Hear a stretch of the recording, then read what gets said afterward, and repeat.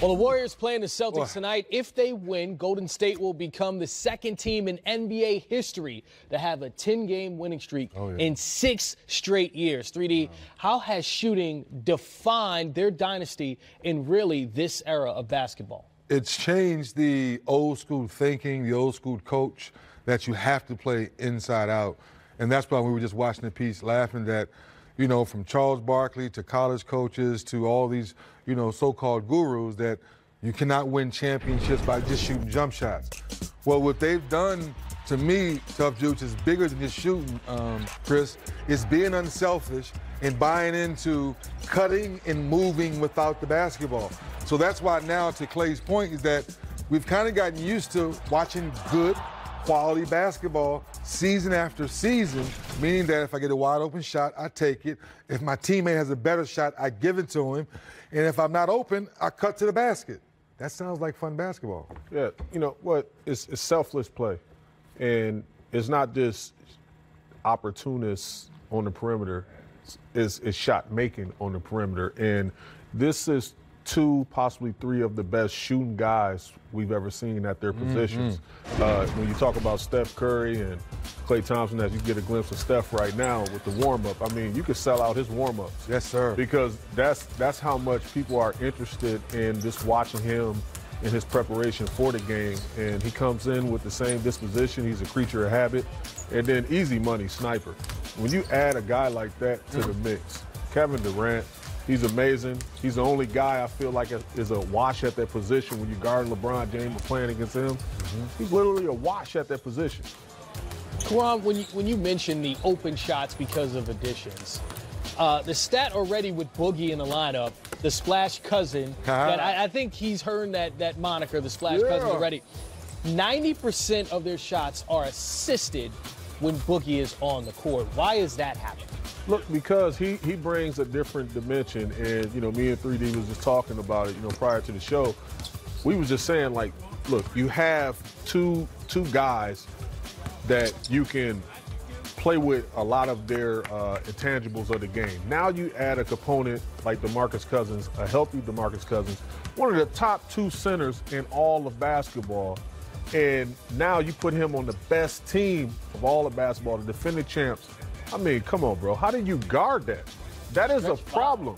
It's a problem, and we know I think it's the Hamptons lineup when you have Iguodala on the floor, you know, with KD and Steph and him. Now you can, you know, take Draymond off and then now put Cousins there. Now you have Cousins, KD, and 3. You know what I mean? It's like it's crazy now when Steve Kerr says, I have a new toy to play with because I've never had this before. Bogut, we loved him. He was a great passing big man. But Bogut couldn't shoot the ball and put the ball on the floor like Cuz can do. You know what I mean? You had, you know, McGee, who's a great athlete, more alley-oops. But McGee is not taking the charges and is as smart as he is. So I love Zaza. Zaza was great setting the screen. But you could take all those guys and put them together, and you might have a little bit of Cuz to pour in there. A little gumbo. It's a little gumbo. All of those ingredients. You see what I mean? Good gumbo, but not Boogie Cousins. Well, the stat to back up what you're saying is in the Warriors' run since 2011, their centers hit a total of 3 three-pointers. In Boogie, of course, in that first game, hits 3 three-pointers, shooting 57% from outside. So being able to talk to Cuz the other day before the TNT game, and he understands this is his opportunity to prove to all the naysayers that he wouldn't be able to play with a team like this. He wouldn't come in with a championship mentality. So the fact that I said, Cuz, when did you know that you were ready to play? He said, right around the 9th month, because I tore my Achilles as well, but I told him I was 45 and old and retired. I said, you still got a lot of basketball left. And he said, the 9th month, coming down the step to pick up something. He goes, oh, wait a minute, I'm healed. He said, from that point on, the rehab really took the next level, but they made him wait another month, because we all know this. He started compensating with the right leg. And now he had to work that out. Now in the 11th month, just before the whole year of the original injury, now he's ready to play. So thinking, being in the G League, listen to his trainer, listen to Steve Kerr, and now you come out of the All-Star break with basketball legs, that's when things really get crazy. Listen, people don't understand, you know, when you come back from an injury, when people say you're healthy, you're available, that means that you're functionally able to perform, but not quite like yourself yet. Now you got to get the games under your belt.